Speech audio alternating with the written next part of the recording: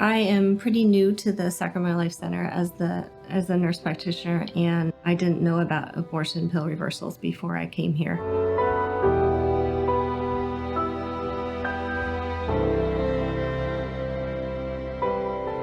The ladies who come in, they are very traumatized emotionally.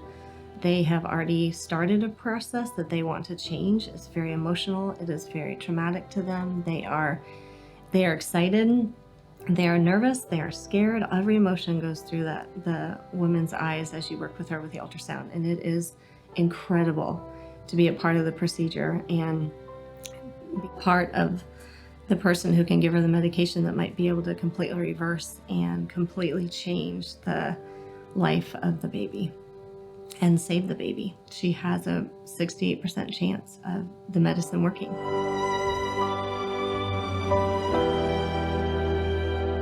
She was in a very, very difficult situation. Financially, marital was very bad. En un momento me sentí muy débil y yo tomé la decisión de tomar las pastillas para abortar.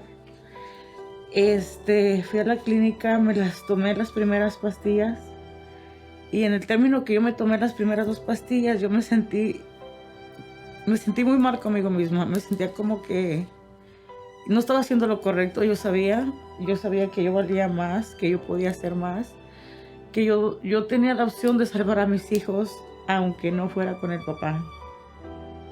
Estaba muy desesperada.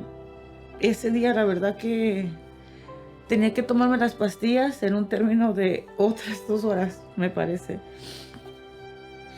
Y yo solamente me puse a rezar. Le pedí mucho a Dios que me ayudara a tomar una decisión. Yo ya estaba más confundida que antes, porque ya no sabía qué hacer. Pero algo dentro de mi corazón me decía, no tomes esta decisión, estás tomando una decisión equivocada. En ese momento yo me arrepentí tanto, yo estaba sola en mi cuarto. No sabía qué hacer. Sinceramente, son momentos que a veces no quieres ni vivirlos. No tenía nadie con quien hablar. Totalmente una desesperación muy fuerte, muy fea. Empecé a agarrar mi teléfono y yo dije, Dios mío, tiene que haber una opción.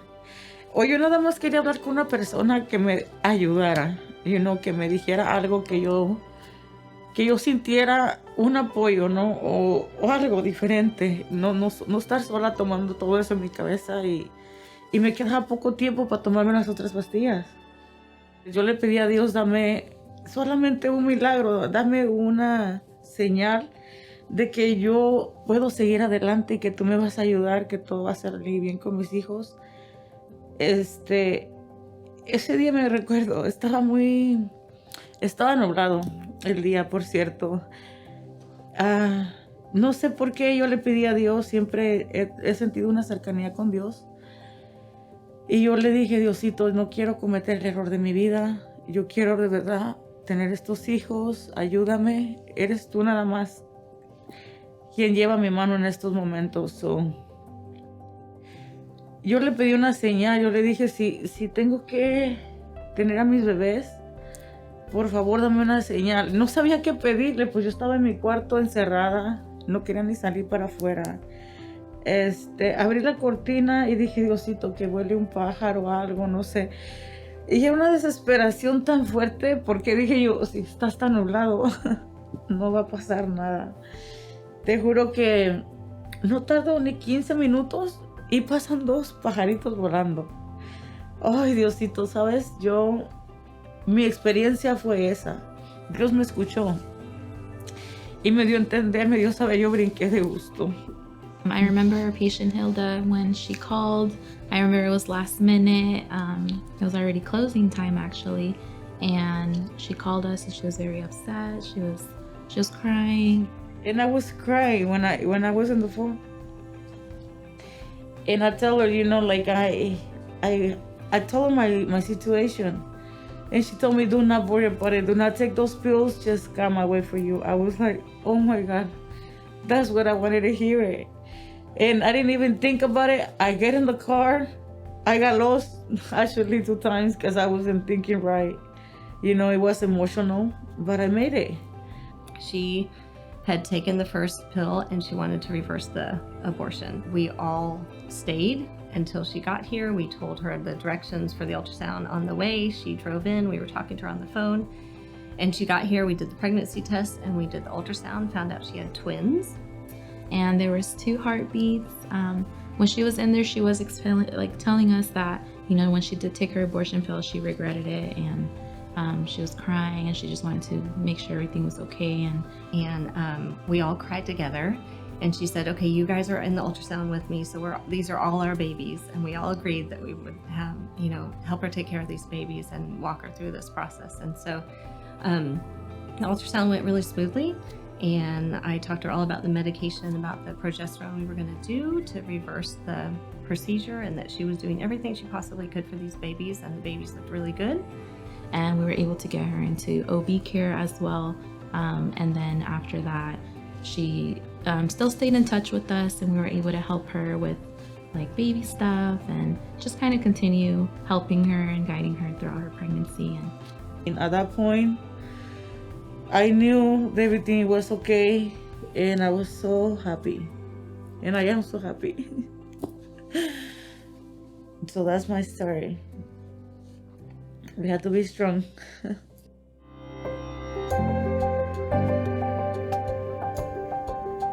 You know, sometimes I think about before, and it's just that I don't know how I will be without my babies. And I'm just happy now that I got the decision to keep my babies now that I have him. Really, I don't know how to explain how blessed I feel and how happy I am with my kids.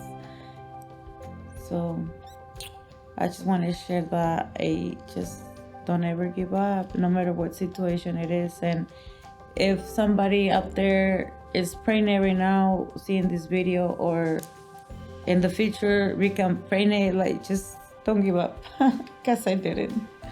And it's people around that can help. I'm just happy. I just feel blessed, and I cried last time because I was feeling kind of like sad, but now I think I'm so excited that I'm happy and I'm blessed with my babies.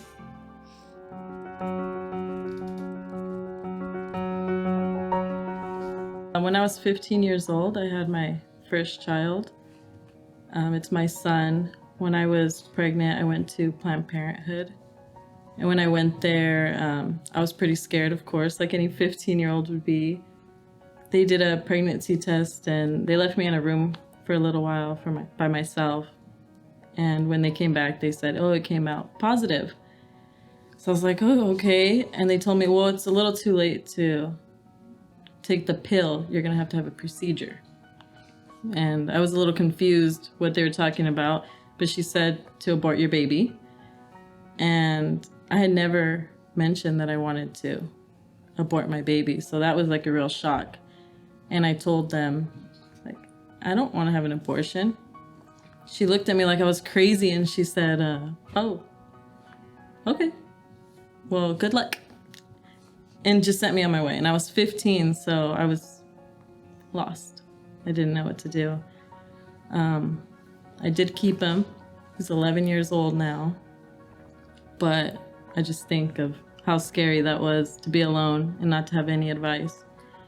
When I was 18, I came out pregnant of my daughter, and I lived here in Sacramento, and I had nowhere to go. I didn't know anyone. I didn't know where Planned Parenthood was, but I knew I didn't want to go back there because that wasn't the plan that I wanted. So I just happened to see a sign next to a bus stop for the Life Center. And I Googled it, I looked it up, and it said it was at my work. I work at Leatherby's. So it said it was at my work, and I'm like, I'm pretty sure I'd know if my work was the Life Center.